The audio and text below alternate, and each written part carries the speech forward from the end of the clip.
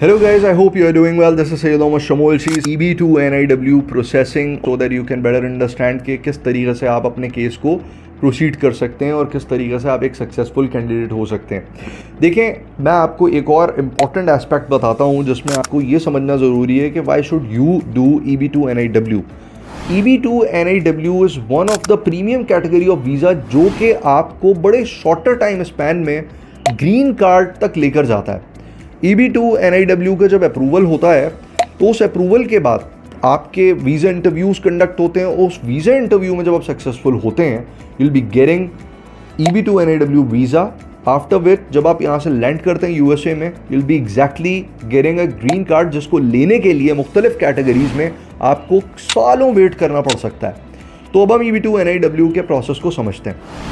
Once आप EB2 NIW के base eligibility criteria को समझ जाते हैं, आप अपने आप को एवेलुएट करें। मैं आपको एवेलुएशन के लिए I will give you certain aids जिसके तवस्सुस से आपको ये पूरी डिटेलिंग बहुत इजी करके मैं समझा रहा हूँ, बहुत सिंप्लीफाइड कर रहा हूँ so that you can exactly understand your self and you can be confident enough कि आप खुद से भी प्रोसेसिंग कर सकें बजाय इसके कि आप कंसल्टेंट्स के पास जाएँ। You can do it yourself as well, but definitely for certain specific expertise you can come to us और किसी भी कंसल्टेंट के पास आप जाकर अपने इस पूरे केस को प्रोसेस कर सकते हैं। सो बात करते हैं कि किस तरीके से आप अपने आप को एवेलुएट करेंगे। देखिए, एवेलुएशन के कई मैकेनिज़म्स हैं, लेकिन मैंने आपके लिए एवेलुएशन का प्रोसेस बहुत सिंप्लीफाइड कर दिया है। आपको एक लिंक प्रोवाइड कर दूंगा जिसके थ्रू आप अपना कंप्लीट प्रोफाइल डेवलप करने के बाद अपना कैप स्कोर, जिसको हम कहते हैं केस अप्रूवल प्रोबेबिलिटी, अपना कैप स्कोर अंडरस्टैंड कर सकते हैं। And if there is more than 50%, then you are 100% eligible for EB2 NIW। आपका बेस एलिजिबिलिटी क्राइटेरिया फुलफिल होता है, आप एलिजिबल हैं और आप केस को प्रोसीड कर सकते हैं। You can be 50% confident enough और जितना भी आपका परसेंटेज आ रहा होगा उतने परसेंट आप कॉन्फिडेंट इनफ हो सकते हैं that you are going to have the success in your EB2 NIW।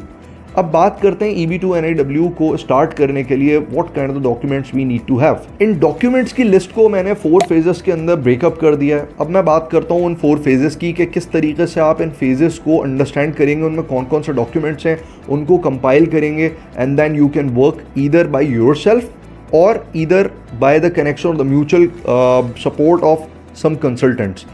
Phase 1 के अंदर आपको अपने तमाम educational and academic documents compile करने होते हैं along with your CNIC and the passports. ये मैं बात कर रहा हूँ मेन एप्लीकेंट्स की। अब उनमें कौन कौन से ऐसे डॉक्यूमेंट्स हैं जिसको आपको specifically you have to care for that और उससे आगे का प्रोसेस क्या होगा, let's understand that one.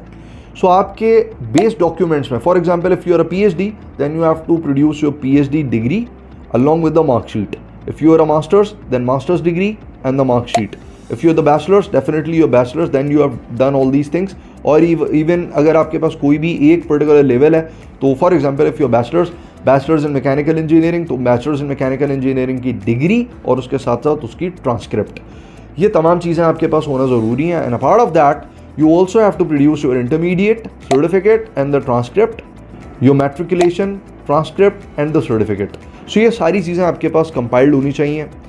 You have to have in your drives, in your folders properly scanned one।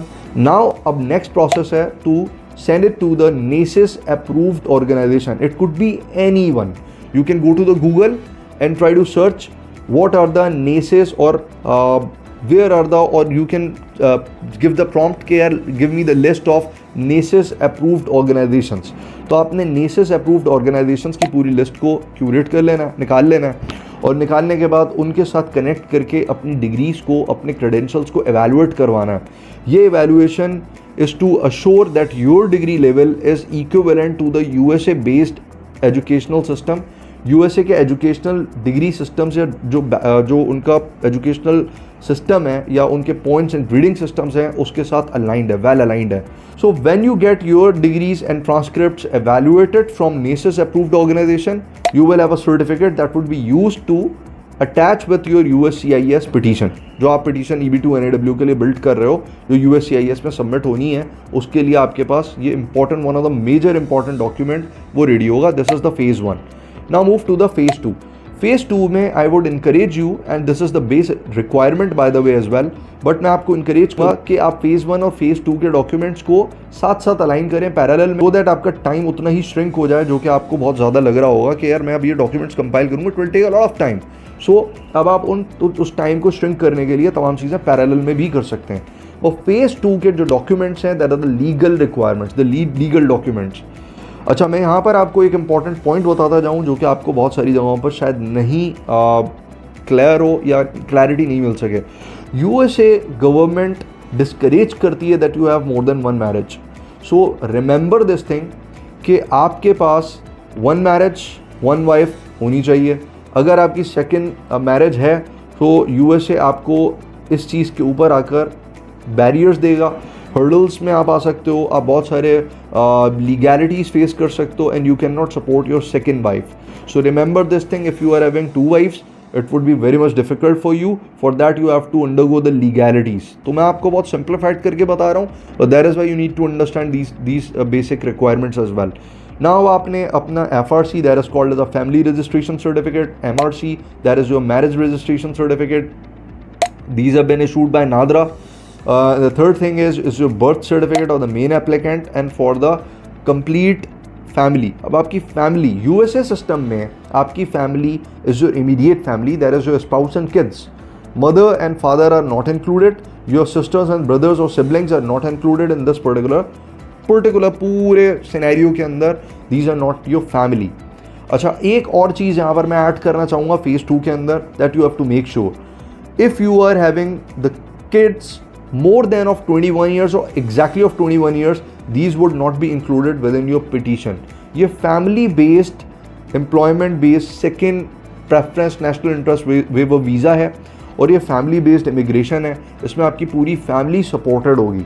But again family में जो एज लिमिट्स हैं there is of 21 years, 21 years exactly या 21 ईयर्स से अबव के जितने भी इंडिविजुअल्स हैं they are not been calculated within your family और they are not been supported within this particular processings. तो ये चीज़ आपको जहन में रखनी है।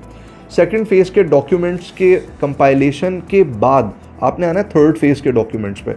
थर्ड फेज़ के डॉक्यूमेंट्स में आपके जो मेजर डॉक्यूमेंट्स हैं that are your employment proofs, your experience letters, your publications, अगर आपके पास कोई अवार्ड्स हैं वो, अगर आपके कोई मीडिया पब्लिकेशंस हैं वो, अगर आपके कोई मीडिया स्नैप्स हैं, सोशल मीडिया प्रेजेंस है, आपकी वेबसाइट है, your achievements, whatever it is, YouTube channel, कुछ भी ऐसा जो कि आपको प्रेजेंट करता है as an exceptional individual, then it would be included in the third phase. Extensive lists are available जो कि टीम के साथ अवेलेबल होगी। You can connect with them and they will connect with me, so we can have a cross bondings and we can proceed with all of these structured mechanism, इस पूरे structured system को लेकर आपका case proceed हो सकता है। and if you want to do it yourself, I do highly encourage that you do it yourself.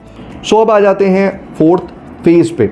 जो fourth phase है this is really very very important. इसके अंदर दो मेजर इंपॉर्टेंट डॉक्यूमेंट्स हैं जो कि आपका पूरा केस बिल्ड करते हैं। The first one is letter of recommendations and the second one is your entire petition. और इसको पूरा डिटेल करें, इसको अच्छे तरीके से समझें so that you can prepare it, अपने केस को बहुत स्ट्रांगली बिल्ड कर सकें। Thank you so much.